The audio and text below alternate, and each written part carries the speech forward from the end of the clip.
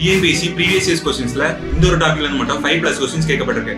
அது என்ன டாபிக்னா Indian reserve bank. அதை பார்த்தா இந்த வீடியோ நம்ம பார்க்க போறோம். இந்தியாவில் 1926 நிறுவப்பட்ட ஹெல்டன் யங் ஆணையத்தின் பரிந்துரையின் அடிப்படையிலும் டாக்டர் பி.ஆர். அம்பேத்கர் எழுதிய பணத்தின் சிக்கலும் அதன் தீர்வு என்ற ஆய்வுக்கட்டின் அடிப்படையில் தான் இந்திய ரிசர்வ் வங்கியோட அடிப்படை சட்டம் 1934 கொண்டு வரப்படுது. இந்த சட்டத்தின் அடிப்படையில் தான் இந்திய ரிசர்வ் பேங்க் வந்து ஏப்ரல் 1, 1935 முதல் செயல்பாட்டுக்கு வருது. ரிசர்வ் பேங்கோட ஒரு பங்கினோட 100 வீதம் மொத்தம் 5 கோடி ரூபாய் முதலீட்டுல ஆரம்பிக்கப்படுது. ஆரம்ப சமயத்துல ரிசர்வ் பேங்கோட அனைத்து பங்குகளும் தனியார் பங்குதாரர்கள் வசமா இருக்குது. அப்புறம் 1937 இந்திய ரிசர்வ் பேங்கோட தலைமையகம் கொல்கத்தால இருந்து மும்பைக்கு மாற்றப்படுது. 1947 இந்தியாவுக்கு சுதந்திரம் கிடைச்ச அப்புறம் இந்திய அரசாங்கம் இந்திய ரிசர்வ் வங்கி சட்டம் 1948 நிறைவேற்றுது. இந்த சட்டத்தின் அடிப்படையில இந்திய ரிசர்வ் வங்கியோட தனியார் பங்குதாரருக்கு உரிய இழப்பீடு வழங்கப்பட்டு இந்திய ரிசர்வ் வங்கி வந்து நாட்டுடைமையாக்கப்படுது. இதன்படி இந்தியன் ரிசர்வ் பேங்க் வந்து ஜனவரி 1, 1949 இருந்து இந்திய அரசாங்கத்துக்கு சொந்தமான மைய வங்கியாக செயல்பட ஆரம்பிக்குது. இந்திய ரிசர்வ் பேங்க் வந்து இந்தியாவுக்கு மட்டும் தான் மைய வங்கியாக செயல்படுதுன்னா அது இல்ல.